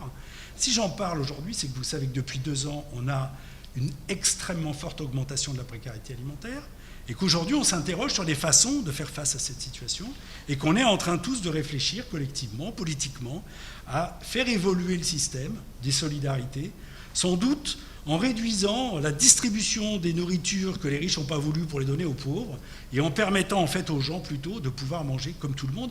En tout cas, c'est une très forte revendication des gens qui sont en situation de précarité. Alors, je l'ai dit, est-ce que ça revient, est-ce que c'est la même chose? Là, je vais passer vite. Est-ce que c'est la même chose de partager le même moment et de partager la même nourriture? La question, elle est très pertinente parce qu'on est en train de voir dans un certain nombre de pays où on travaille, c'est le cas de l'Indonésie, c'est le cas du Brésil, c'est le cas de l'Asie du Sud-Est en général, une évolution très importante dans la façon de manger, avec l'abandon progressif du repas collectif, où on partage la même nourriture, et l'avènement, en particulier dans les villes, d'une cuisine individualisée pour chacun. C'est-à-dire que vous n'avez plus de cuisine, par exemple, on a travaillé dans les quartiers de Jakarta, les quartiers populaires de Jakarta, il n'y a plus de cuisine. Les gens, en fait, ils achètent leur nourriture dans la rue. Ils achètent à des vendeurs du quartier qui cuisinent, qui un nasi goreng, qui un autre plat à base de riz ou à base de divers produits. Chacun est spécialisé dans un plat, transporte ses plats dans une petite roulotte pour maintenir tout ça au chaud et vend des portions de plats à tout le monde. On va au Brésil. Au Brésil, à Rio, on commence à voir arriver une nouvelle architecture dans le bâtiment dans lequel on ne fait plus de la... On ne prévoit plus une cuisine pour le quotidien. On prévoit 2 types de cuisine. La cuisine du lundi au vendredi et la cuisine du week-end.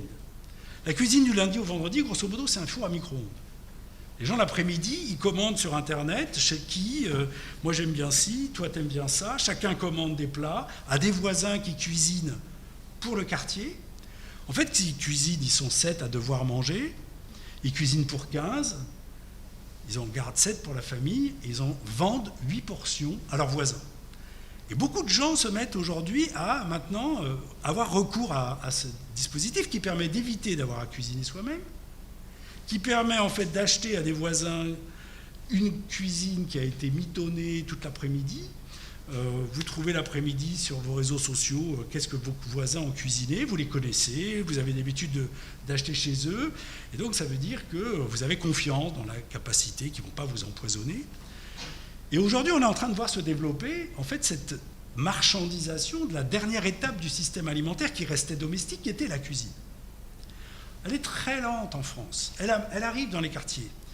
On a commencé à la voir arriver très doucement. Mais il y a d'autres pays dans lesquels elle est allée beaucoup plus vite. On l'a vu en Asie, on le voit aujourd'hui au Brésil. Donc ça veut dire qu'on commence à arriver vers une situation dans laquelle on va partager le même moment de nourriture.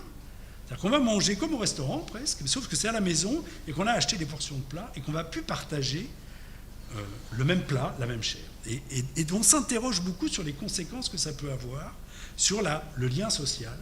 Et les Asiatiques commencent vraiment à s'interroger sur cette question-là en disant mais le fait qu'on ne partage plus la même chair, on ne mange plus la même chose, en fait, modifie sans doute la relation qu'on peut entretenir entre nous. Le banquet, c'est aussi un moyen de s'accorder. J'exagère un peu avec cette photo parce que ce n'est pas véritablement un banquet. Ils sont, à mon avis, pas assez nombreux pour être un banquet, mais c'est une négociation entre Hollande et Obama à une époque.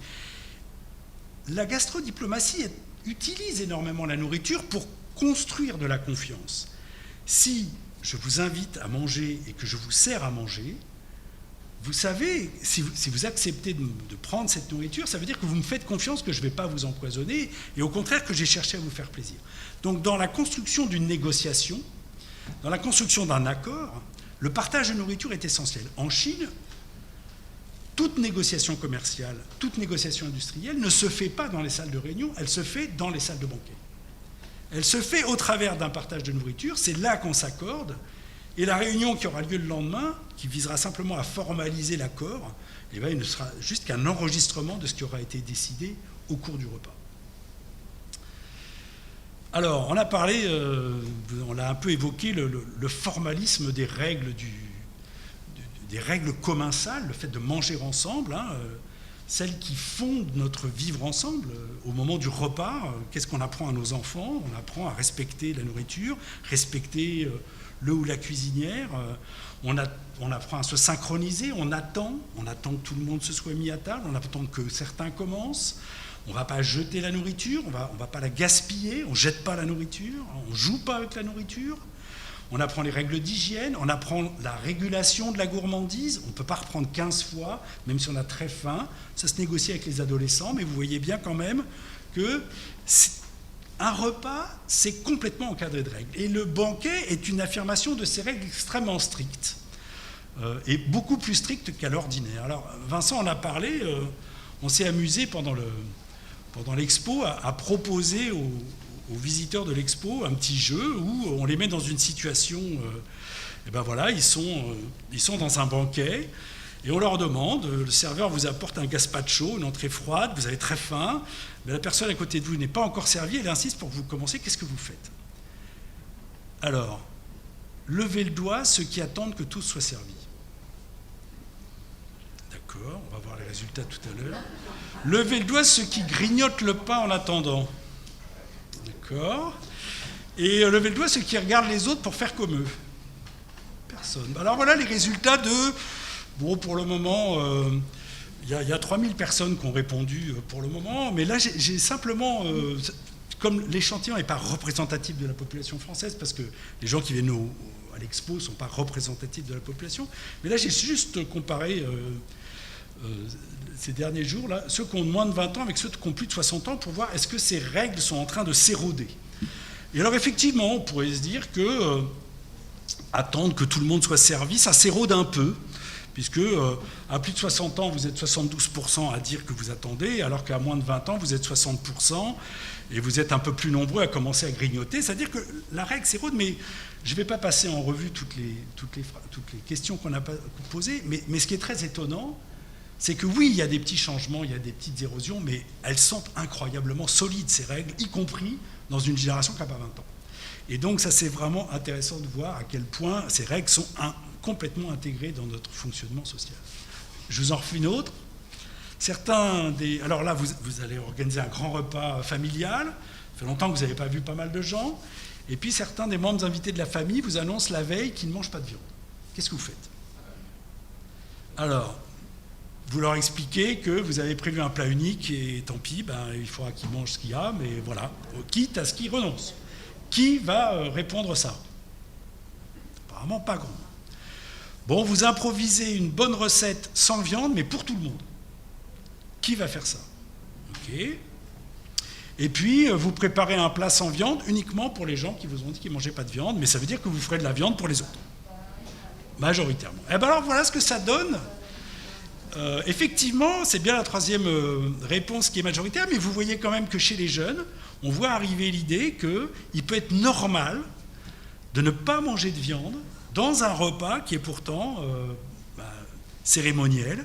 Et donc on voit que les choses sont en train peut-être de bouger et que la viande qui a été très associée au repas festif, progressivement peut-être qu'on a réussi à trouver d'autres façons d'honorer ses invités sans utiliser cet ingrédient qui était particulièrement rare et cher, qui le devient moins, et c'est aussi peut-être pour ça que ça s'érode.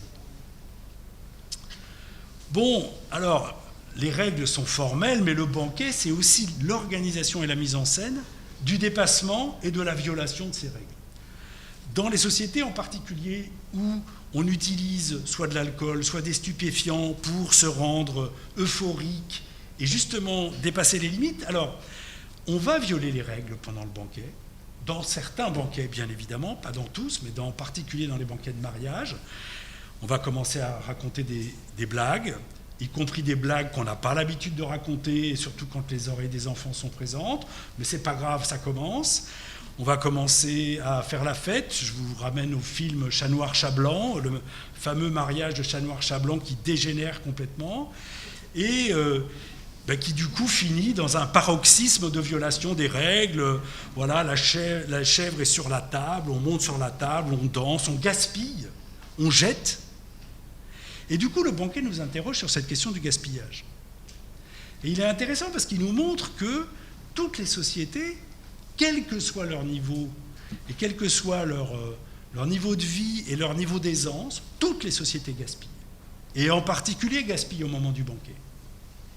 Le banquet est l'organisation institutionnalisée d'un dépassement de la rareté du quotidien. C'est un moment où on se permet d'avoir beaucoup trop préparé par rapport à ce dont on a, on va dire, nutritionnellement besoin, ou par rapport à l'appétit qui serait normal au quotidien de régler. Non, le banquet, c'est un moment de dépassement, un moment d'abondance, un moment, effectivement, de gaspillage. Et c'est intéressant parce que ça nous révèle que même si aujourd'hui on est dans une société qui, vous le savez, produit grosso modo 2 fois plus que ce qu'elle mange, puisqu'on perd à peu près dans nos sociétés occidentales la moitié de ce qu'on produit, on a besoin de plus de frugalité, on a besoin de réduire ce gaspillage, mais n'empêche que ce gaspillage, il a une fonction sociale. Il a la fonction de s'autoriser, de s'affranchir des contraintes matérielles de la frugalité, et donc de s'autoriser à un moment donné, pour aussi se fédérer, de dépasser les limites qu'on s'est imposées toute l'année. C'est intéressant parce que je reviens à mes questions d'aide alimentaire pour voir à quel point, souvent, on ne comprend pas que des gens qui sont en situation de précarité veulent pouvoir faire la fête, veulent pouvoir gaspiller, parce que c'est un moment, justement, même si c'est un moment très éphémère, mais c'est un moment d'oublier les contingences de la vie difficile du quotidien. Voilà, donc, en conclusion, qu'est-ce que je peux dire ? Le banquet, c'est un moyen de se rappeler que l'alimentation, c'est un moyen de se relier. Se relier à soi, c'est-à-dire se faire plaisir d'abord. Mais se relier à soi, ça veut dire aussi construire sa santé au travers de son alimentation. Se relier aux autres. Vous voyez à quel point ce repas formel et fondateur du lien et construit et entretient le lien social. Et puis c'est aussi, alors on n'en a pas beaucoup parlé là, un moyen de se relier à la nature, aux animaux, aux paysages. La planète a été façonnée par la façon dont on a produit notre nourriture. On a construit des paysages, on a construit des rapports aux animaux, et c'est aujourd'hui ça qu'on interroge, puisqu'on voit que le système dans lequel on est ne va pas pouvoir se généraliser à la planète entière, et aussi, y compris dans nos sociétés, nous amène à un certain nombre d'impasses, et donc nous oblige à repenser notre relation aux animaux, aux paysages, à la nature, et donc l'alimentation peut être un moyen justement de repenser cette relation au monde. Je ne pouvais pas ne pas finir avec cette image d'un banquet célèbre, en tout cas chez les Gaulois. Merci de votre attention.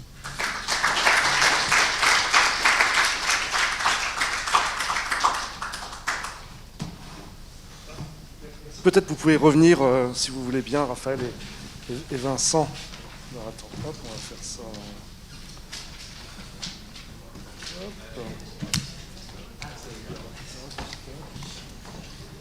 Tac. Pour répondre à quelques questions. Merci beaucoup. C'est un voyage au pays du banquet plus que complet.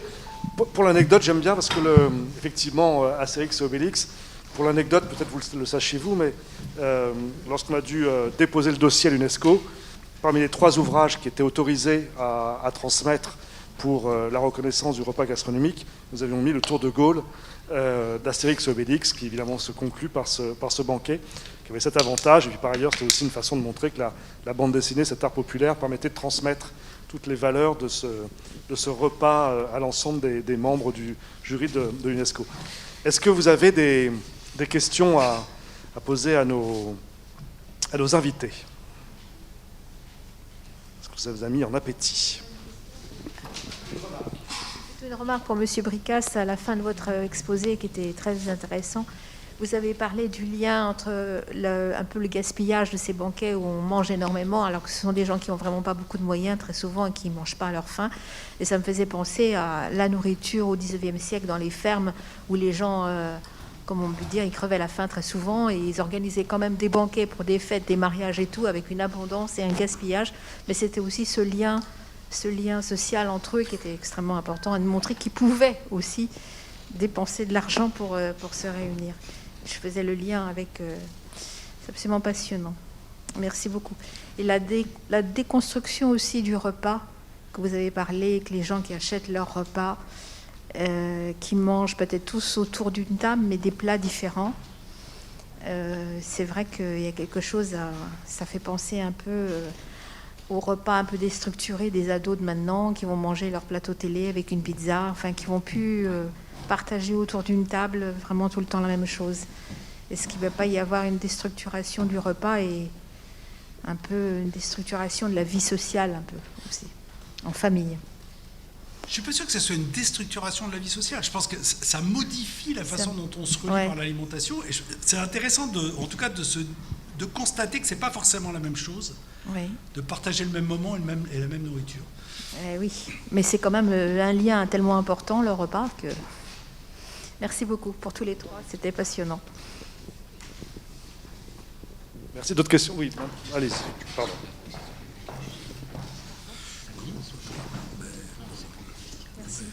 Moi, j'ai une question pour Monsieur Aumont. Oui. Votre expérience de... C'est bon? Ça marche, on vous entend. Ouais. De l'orange zéro déchet. Vous rajoutez donc de l'eau avec du calcium. Est-ce qu'il y aurait une différence si on mettait du lait? Parce qu'il y a du gras dedans. Le lait, ça marcherait avec du lait. Là, j'ai fait l'expérience comme ça avec du lait, enfin de l'eau, pardon, riche en calcium, mais bien sûr avec du lait, avec toute une source de calcium. On peut prendre des coquilles d'œufs qu'on va dissoudre pour récupérer le calcium. Enfin voilà, il faut du calcium, il faut des charges électriques, on va dire. Ok, donc c'est le calcium l'élément le plus important. Exactement. Et j'ai une autre remarque à Monsieur Bricas.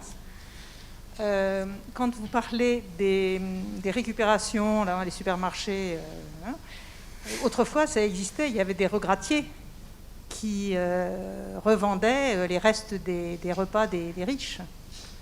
Donc on en revient un petit peu à ce système-là. Vous avez raison, ça a toujours existé, la distribution de nourriture. Aujourd'hui, le problème, c'est que la seule, quasi et unique façon de répondre à la question de la précarité alimentaire, c'est de donner les invendus de supermarché. C'est devenu le modèle dominant de solidarité qui passe par, effectivement, ce qu'on appelle l'aide alimentaire par distribution gratuite de nourriture. On travaille beaucoup depuis 2 ans à la transformation très profonde de ce qui s'est passé dans ce pays, mais pas que dans ce pays, on travaille ça aussi dans d'autres pays, mais avec l'explosion de la précarité alimentaire, on a vraiment une très très forte augmentation du nombre de gens qui sont en situation vraiment de détresse pour pouvoir manger correctement, mais dans lesquels les situations se sont étonnamment diversifiées. C'est-à-dire que tout le monde, il y a beaucoup de gens qui sont aujourd'hui en précarité alimentaire qui refusent catégoriquement d'aller à l'aide alimentaire. D'abord parce que les produits ne correspondent absolument pas à ce qu'ils ont l'habitude de manger. Les produits sont de très mauvaise qualité. Et les gens vous disent, ce qu'ils veulent, c'est pouvoir manger la même chose, peut-être en moindre quantité, mais pouvoir manger comme tout le monde, et pas les rebuts de la société. Eux-mêmes se sentant rebuts de la société du travail, n'ont pas envie de manger les rebuts de la société de consommation. Et il y a une indignité très forte, très mal vécue, et une très grande recherche de pouvoir tout faire, quitte à ce qu'on le voit beaucoup chez les femmes seules avec enfants, qui vont se sacrifier pour que leurs enfants mangent comme tous les autres, quitte à ce qu'elles ne mangent pas. Et donc on voit à quel point la question de manger comme tout le monde est finalement presque plus importante que de remplir son ventre de calories, de protéines et de vitamines comme il le faudrait. Et donc ça interroge le modèle trop unique aujourd'hui de la distribution, ce qui ne veut pas dire qu'il ne faut pas qu'il y en ait, mais il est réservé à des situations, il faut le réserver à des situations d'urgence. Et c'est intéressant de voir qu'à l'échelle internationale, dans toutes les grandes questions de l'aide alimentaire internationale, la distribution de nourriture, elle a quasiment disparu. Elle n'est réservée qu'aux situations de cataclysme, d'inondation, d'incendie, de guerre.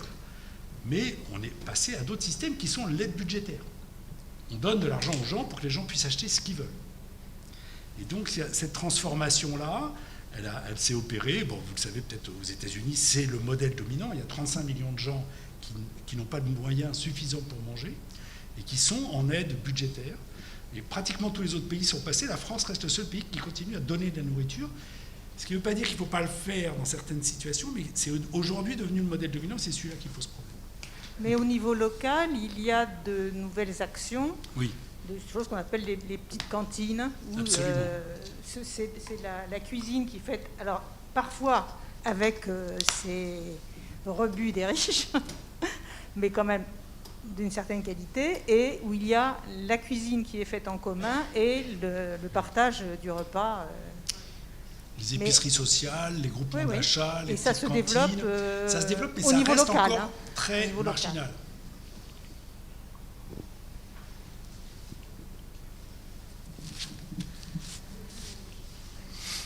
Tenez. Question pour Raphaël Aumont. Est-ce que, au niveau de l'université Paris-Saclay, est-ce que vous sortez des publications? Est-ce qu'il y a moyen d'informer un peu tout ça? Parce que, bon, bien sûr, il y a des publications, il y a des livres de vulgarisation sciences et cuisine. Et puis on met en place des ateliers, là, actuellement le laboratoire déménage dans le grand cadre de Paris-Saclay. Et donc il y aura des formations et des ateliers, des journées d'ouverture aussi pour accueillir tout le monde. Et puis on forme aussi auprès des plus jeunes. Donc on a la maison d'initiation et de sensibilisation aux sciences et on accueille des classes entières sur une journée. On a un potager, on arrache les légumes, on les regarde au microscope, on les cuisine et on apprend comme ça ce qu'est la saisonnalité, ce qu'est la transformation de l'aliment. Et parce qu'ils font eux-mêmes, et justement il y a cette notion de collectivité et on fait ensemble le plat, même des fois des choses très simples, mais ils trouvent ça bon et ils mangent tout et ils partagent des émotions aussi. Voilà. On peut trouver tout ça sur le Internet et le site de l'université Paris-Saclay. Ça commence à venir, voilà c'est ça, exactement. Merci beaucoup. Je vous en prie. Je recommande ces livres. Merci. Chez Duno, on s'est beaucoup inspiré de ça pour l'exposition, bien sûr, pour toute la partie cuisine, mais les papiers du chimiste, etc., c'est très accessible. Et tout ce qu'il a pu dire de passionnant tout à l'heure, on va le retrouver aussi dans le livre. Je sais, merci.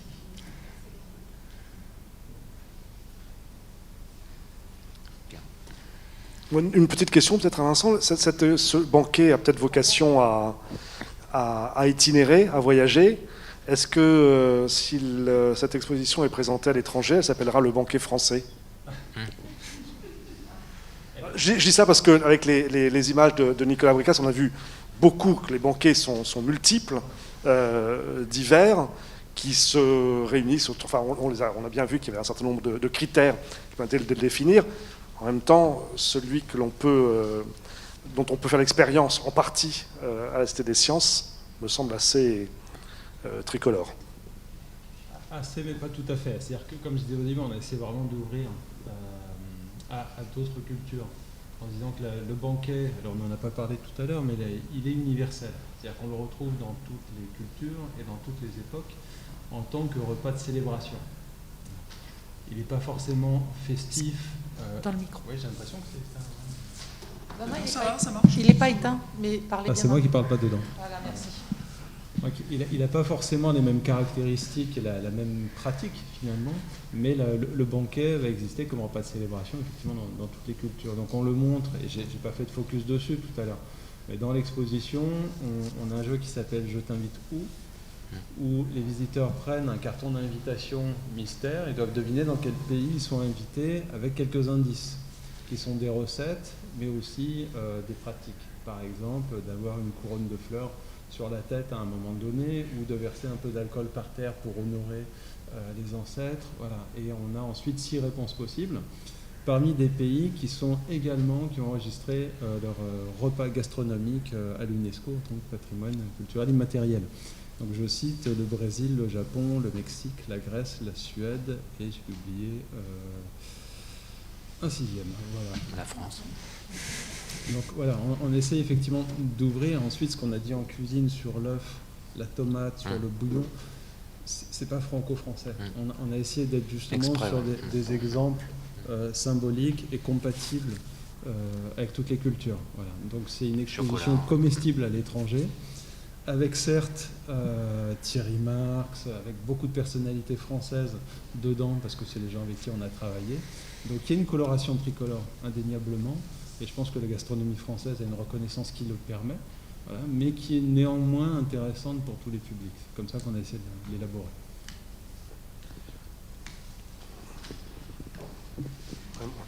Moi, c'était une question pour Nicolas Bricas par rapport à la définition du banquet. Vous disiez qu'un des éléments principaux, c'était le fait de célébrer quelque chose, enfin, avoir une occasion particulière, célébrer quelqu'un ou un événement. Et je me demandais, enfin, justement, au niveau des...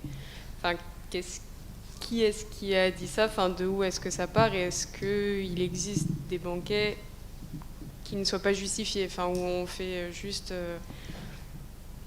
à manger pour beaucoup de monde, sans qu'il y ait de prétexte à banqueter, entre guillemets.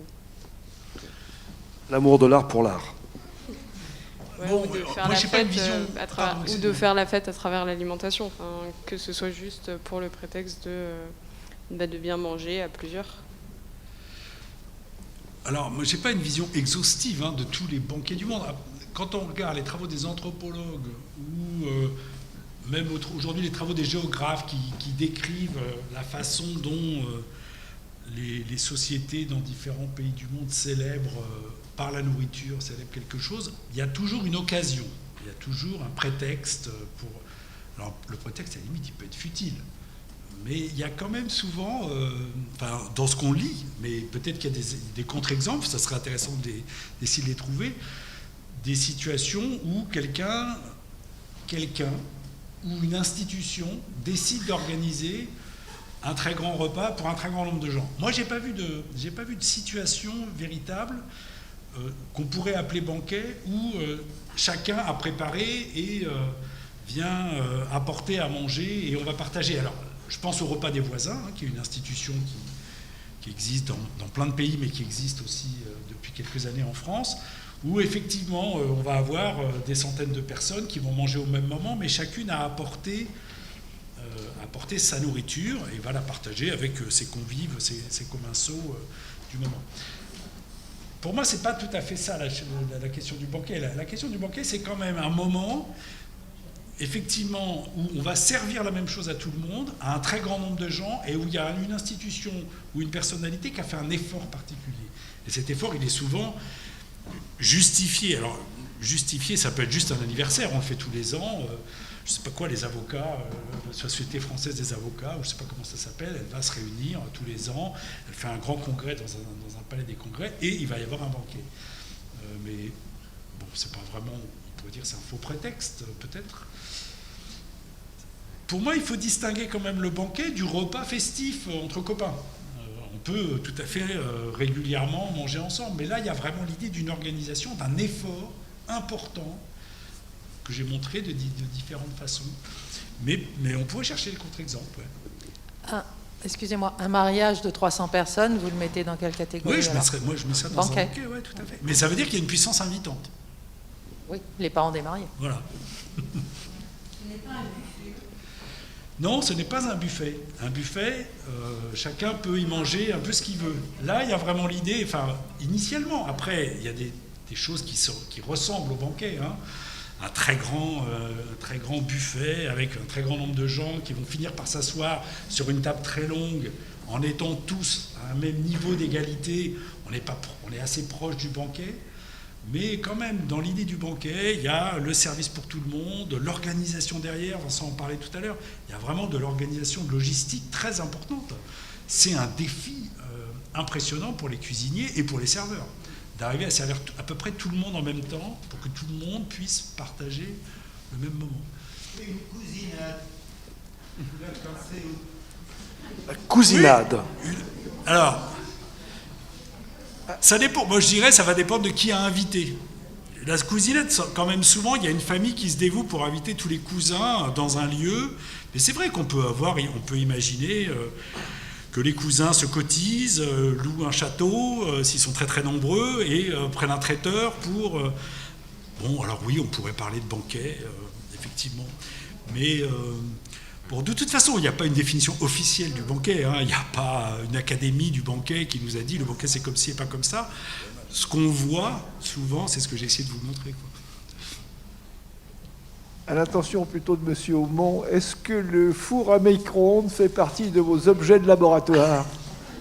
Les objets de laboratoire. De laboratoire, oui, bien sûr. On n'exclut rien et on regarde.